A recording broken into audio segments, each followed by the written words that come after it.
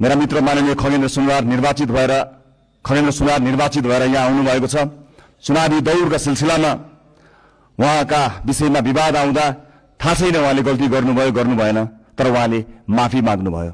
यति छिटै माफी माग्नुभयो, भन्नुभयो मबाट त्यस्तो गल्ती भयो जस्तो मलाई लाग्दैन, तर गल्ती भएको रहेछ भनेर माफी माग्नुभयो।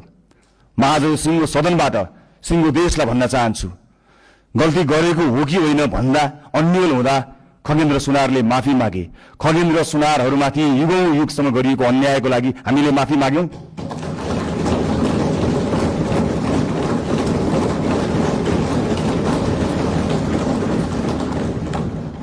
यो देशको दलित समुदायलाई मैले आज सार्वजनिक क्षमा याचनाका साथ केही भन्नु छ।